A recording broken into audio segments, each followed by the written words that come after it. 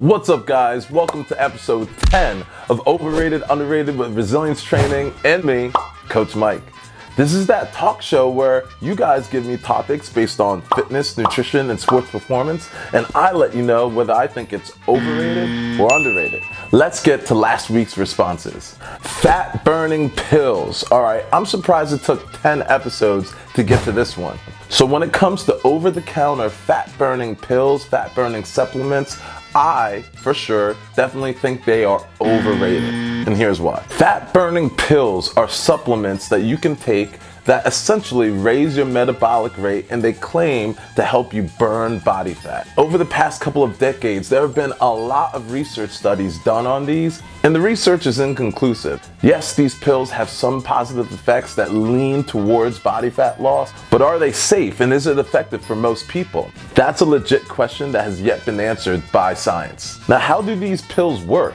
These body fat burning pills work by increasing your blood pressure, which increases your overall calorie expenditure, so over time, you lose weight. The number one ingredient in most of these supplements is caffeine. You know how caffeine works. Caffeine is a stimulant. It's going to block those neurotransmitters telling your brain that your body is tired. So maybe you move around more, maybe you even have more effective workouts. That's what caffeine does. Another ingredient that most of these supplements have is green tea. Green tea is known to be a body fat burner because it absorbs the fat from the food that you eat. And another ingredient that these fat burners have is carnitine. Carnitine is a metabolism booster. It can be found in meat products, it can be found in dairy products. Your liver also produces it naturally. So if you're eating a well-balanced diet, you're not going to need to supplement more into your body. Another secret ingredient that a lot of these fat burners have is this ingredient called yahimbi. And that is found in the bark of many evergreen trees, and it's known as a metabolism booster, but it can have a lot of negative side effects. Side effects as subtle as headaches, anxiety, dizziness, but some more serious, like increased blood pressure, kidney failure, or even heart failure. Well, that leads me to this question. Are they safe?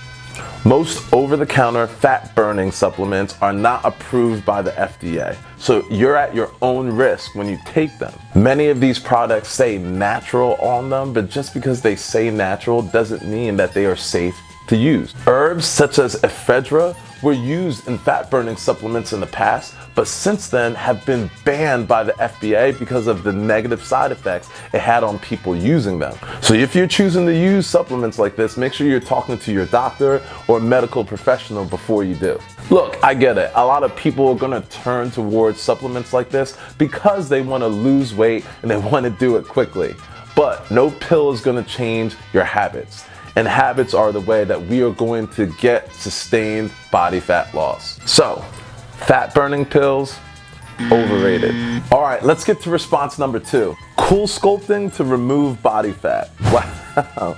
All right, you guys are on a roll today. This is another good one. Let's talk about cool sculpting. You've probably heard an ad on the radio about this, or seen something, or heard a story from someone on cool sculpting to remove body fat. Now, let's break this down. Pun intended. Cool sculpting is a body contouring process. You are targeting a specific area that you have excess body fat. A cool sculpting technician will freeze that targeted area in hopes to kill off the fat cells in that area. Now, this is the problem with that. Our body is already programmed to have a certain amount of cells. So when you kill off a body fat cell, your body's gonna regenerate that cell. Based on your genetics, your body carries a certain ratio of body fat cells throughout your body.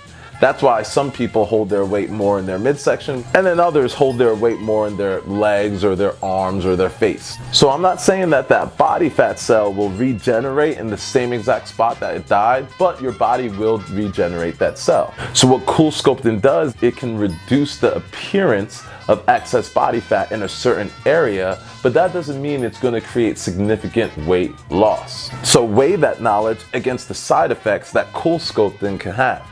Itchiness, irritation of the skin, redness, swelling, pain in the targeted area. And usually those technicians will tell you it's more effective once you do that procedure consistently over a certain period of time. So can cool sculpting help reduce excess body fat in certain areas of your body? It can. Do I think it's a bit overrated? I do. Let's go on to response number 3. Working out barefoot. These responses were great this past week. All right, is working out barefoot overrated? I would say in the past 5-10 years, there's been an overwhelming wave of support to go back towards barefoot running and barefoot lifting. I wouldn't say it's a new trend because we kind of started off that way. But why this trend is coming about is because of the science. There's been a lot of research that shows that some of these shoes that we wear, big name brands, Nike, Adidas, Reebok, they create these conditions for our feet that are less optimal when it comes to movement and lifting. So what is the optimal foot position? First and foremost, you want the tripod to be secure in the ground. Your tripod is the ball of your heel, the ball of your big toe, and the ball of your pinky toe. This creates an optimal framework for you to put pressure into the ground. This is gonna help improve your balance, help improve your proprioception, and this will put you in the best position to keep your ankles, knees, and the hips aligned. So periodic barefoot lifting, running, jogging, which most running shoes don't allow you to do.